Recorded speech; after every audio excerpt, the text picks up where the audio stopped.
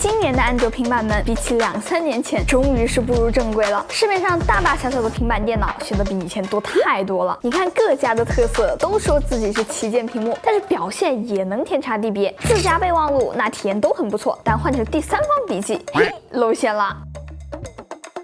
官方键盘壳互相之间抄作业都没抄明白，竞争激烈对消费者是好事，但是选购也要能避坑才行。稍微有了解的小伙伴可能会疑问，怎么旗舰平板人均13寸，小米今年怎么卖的比华为还贵了？无脑买自己手机品牌的平板一定最好吗？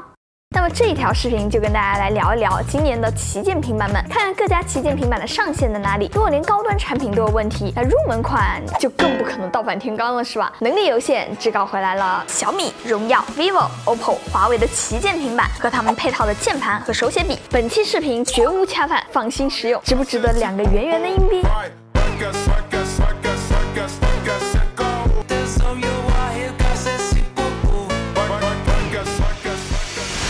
今年小米给了个大惊喜，直接搞了台价格比华为还要高的平板，小米平板7 Ultra， 可以说是把小米所有能给的硬件都给了。我手里的这一台就要6600，自研 O1，14寸的 OLED， 来个最快的快充，加上8扬声器，就是瞄准 iPad Pro 的产品，再搭配上这个，好，绝对对得起那4个字。小米这一波冲高，硬件确实是够旗舰定位了，外放就是稳稳的第一梯队。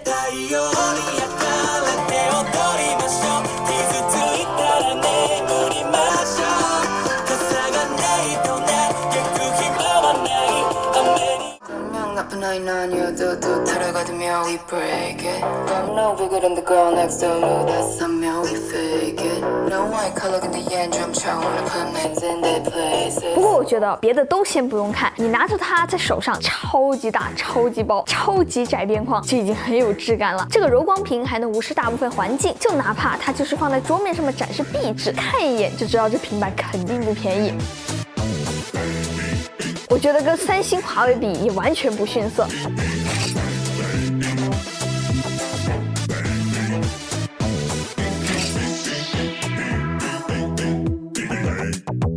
而且讲道理 ，OLED 的观感真的就是一眼的差距，不同角度的亮度衰减更少，也不会有大 LCD 的暗角，拖影表现遥遥领先。如果在你的预算价位上面有 OLED 平板可以选，那肯定是加分项了。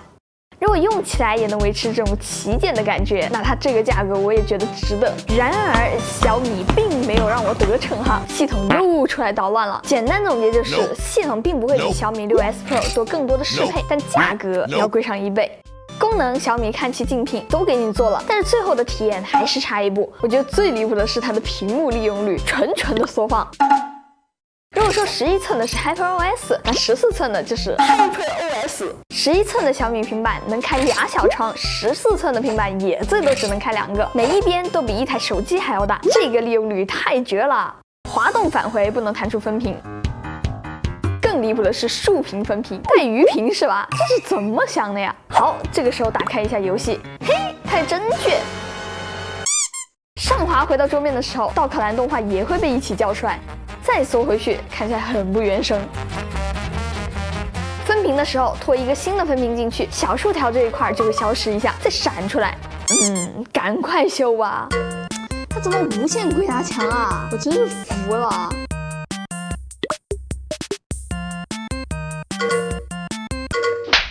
bug 之外，小米平板的软件并不会缺失什么功能，就比如说联动，小米都做了，甚至妙想桌面能在任务栏打开，这是最方便的手机同屏入口了。机身内置 NFC， 把手机碰过来就能投屏和传文件。而且因为接入了 Miracast， 所以它还能作为 Windows 的副屏。小米这个键盘为了造型，顶上必须空出一块，导致触控板尺寸很小，触控板升级成了压感。但是我这一块的右上角会明显的按不下去。如果不是喜欢妙空键盘这种展开的设计，小米经典款的键盘壳还是更好的选择。但是7 Ultra 没有官方的普通键盘壳。手写笔，小米平板用的还是之前的那一只，有实体按键，还有3个。这倒是稀罕了，防雾处也算是优点，看得出来小米平板今年是想狠狠的冲一波高端的，外放、屏幕都用上了顶级的物料。但是越是这样，我越是可惜啊！平板、手机、音箱、手表、家居，小米明明是最有可能平替，甚至是高替苹果全家桶的。结果拖后腿的还是他们的系统。好在最近1-2年鞭策的声音越来越大，如果出问题能改，倒也不用太过于纠结。它毕竟也有一个很扎实的硬件基础，顶级的影音体验是它的保底项，只是这个价格就看你觉得值不值了。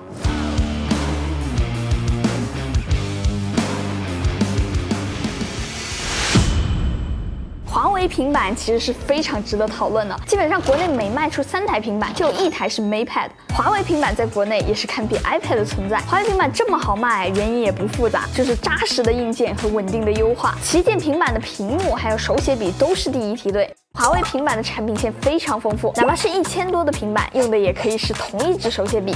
你只要带着对应的预算来买，都能买到合适的产品，是不是有一点像是选购 iPad， 但是肯定没有那么坑。MatePad Pro 13.2是华为最旗舰的平板，质感非常的独一档，旗舰里面唯一的弧形边框，唯一的仅掀后盖，摸起来有纸一样的纹路。你随便往沙发上面一丢，你都藏不住它是一块旗舰平板。再加上重量控制的最轻，还有边框超级窄的 OLED 和柔光屏，颜值跟更贵的小米平板比一比也不怕呀。软件上面的优点就更多了，华为自己有笔记和绘画软件，这俩 app 都是对标现在体验最好的第三方软件去做的。比起被动适配安卓的软件生态，自己做应用的体验就能兜出很高的下限。现在网上还有专门给他们的使用教程，可以一步一步跟着去学，这也是华为自己独特的生态优势了。华为平板最大的挑战是他们自己原生鸿蒙彻底重做，所有的东西都得重新开始一遍。很多人纠结的应用适配，其实现在也已经开放了一些权限，通过着一通模拟安卓的环境，你甚至可以安装从浏览器下载的 APK。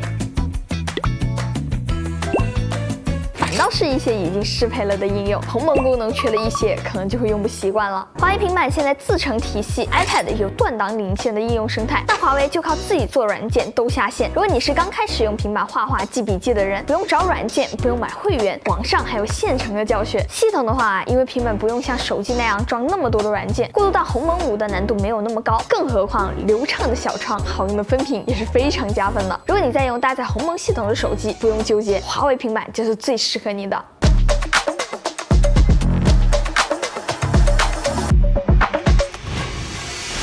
对比上一代 ，OPPO 的身价涨了，外观也大变了，撤回了独眼巨人的设计，往大号手机又迈了一步。我咋记得之前说是为了手持拍文档更顺手来着？这个外观你们能给几分？这一代屏幕和电池都变大了，重量直接干到了第一梯队，屏幕比例还是绿厂一贯的7:5，比起大多数平板的3:2会更加胖一点，文档显示也会多一点，视频的黑边也会大一喵喵。OPPO Pad 用上了旗舰平板里面唯一的骁龙8至尊，旗舰性能也算是绿厂平板的特点了。话说，你们会用大平板来打游戏吗？比起绿厂的硬件，我觉得软件才是 OPPO 平板的特色。去年我还说，我还挺期待绿厂今年能不能扭转在酷安上面糟糕的风评，结果今年就翻身了。俺老孙出来了！OPPO 平板是一块好用的平板，手机上面好用的交互搬进平板里面，功能和手机折叠屏上面都是互通的。如果你喜欢 OPPO 的系统，那你肯定会喜欢这一台平板。你看我打开小红书，然后再开一下网易云，再重复一下，它就会直接提醒我在这里开分屏。然后这个上面呢，就跟折叠屏上面就是一模一样的。我感觉在平板这么大的屏幕上面还更好用了。这个超级超模的分屏只要再多一步，它就超出去了。OPPO 的这一套可以全屏展开的分屏，屏幕越大越爽，面积又大，还减少误触，这些东西用 OPPO 的小伙伴应该已经离不开了。研发一套全家可用，就这样的好玩意儿，我的建议是多来点。但是毛病也是一样的，单独对于大屏的适配一般 ，OPPO 没有其他平板上的那些 PC 级应用。如果是 Excel 之类的东西，只靠安卓 WPS 是处理不了一点。之后我还真得赶紧补上，也没有电脑模式，只能用这个放大版的 ColorOS。俺老孙回去了。而且大了以后，绿厂平板也重了不少，算上这个键盘干到了这个数。如果是为了便携，可以去看一下 OPPO 商城还在卖的老款。OPPO 的键盘和笔表现就是很稳定，不整活这就已经赢了。NFC 跟键盘是绑定的，好处是不用镜头去撞平板，坏处就是没键盘用不了了。体验这个功能还得加钱。如果你不怎么把平板带出门，对性能也有很高的要求 ，OPPO 平板是值得考虑的。1年多把自己从2.8分干到9.1分，就已经能说明很多问题了。如果想要一台能用足够久的平板，旗舰高通处理器，软件省心，维护够久，肯定是加分项。有平板的小伙伴也可以说一下自己的平板打算用多少年。干嘛？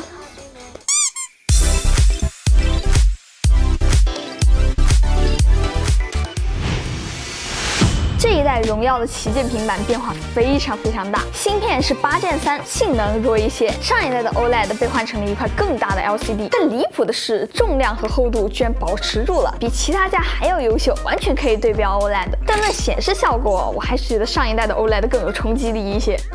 好在跟手机的联动它把握住了，而且打出了点特点，仿佛是平行宇宙里面还在安卓的华为，把设备两端彻底打通了。手机上面所有的信息都可以同步到平板上，点开就可以在投屏上面操作，这是安卓平板里面唯一一个。像是飞书、微信这些，你平板不安装也可以用。手机和平板可以共用一个收藏夹，手机上面收藏的内容在平板上面直接就是云同步过来的。荣耀还接入了互传联盟，左手华为，右手 iPhone， 主流安卓全兼容。现在聊互传，荣耀还真是 next level。荣耀的手写笔是 T0 的，延迟看齐华为。平板还有独立的笔记软件，如果想要记笔记的话，可以直接买。荣耀平板跟自家手机的联动打通最彻底。如果你在用荣耀手机，这很加分。如果你是华为又或者是 iPhone 用户，对应价格上 MatePad 和 iPad 给不了你的，荣耀平板可以给你，还能互传。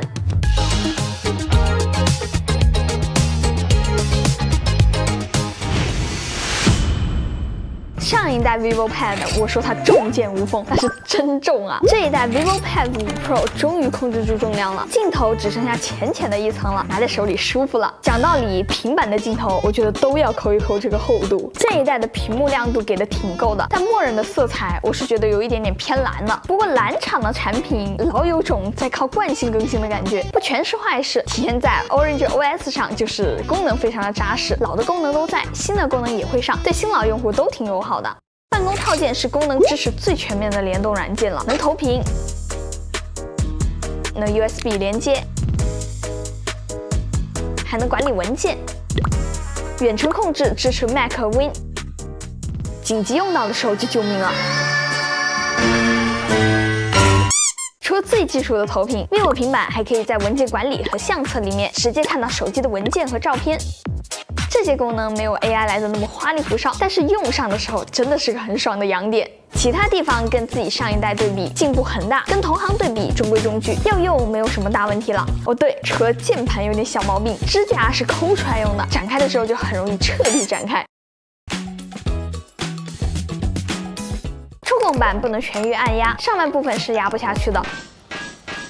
vivo 平板给我的感觉就是功能像是代代相传的 ，Orange OS 连外观都没有怎么变过，但体验也很有保障，功能肯定都给你，加上能和电脑方便的互联，这一代把太重的这个缺点给改掉了。若是 vivo 老用户的话，换新可以选这个。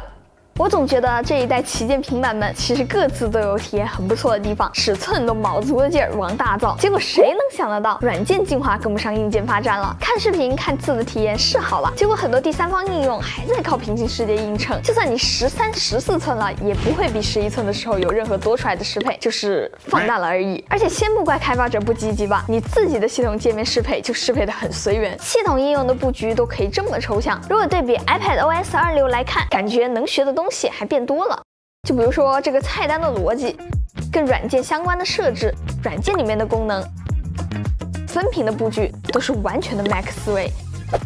总不能平板接键盘用，跟用手指戳没有区别吧？把鼠标停在这里，就会弹出来不同的窗口和排列，合理。你再看看国际市场的老师傅，三星的适配也只是把 DIY 的权利交给了用户，实际上还是一坨。平行世界当时是一个超级开创性的解决方案，那这么多年过去了，针对新的比例、新的尺寸，安卓平板们真要想一想新的适配方案了。现在鸿蒙平板可不可以帮你想办法哦？最后讲讲到底怎么选购平板吧。现在安卓平板对自家手机的联动都很丰富，投屏、互传、共享网络这些都是最基础的功能了。如果不介意我刚刚聊到过的问题，选择对应品牌的平板就行。如果你喜欢捧着平板看视频，那 OLED 屏幕的平板无论是重量还是显示效果都更有优势。柔光屏之后肯定也会越来越主流，别说图书馆了，就算只是在客厅用平板，那抗光效果都是非常好的。有机会的话一定要去试试看。OK， 那么这期视频到这里就结束了。如果这期视频对你有所帮助的话，记得给我点赞3连关注哦，这对我来说非常重要。那么我是千里，咱们下期再见吧，拜拜。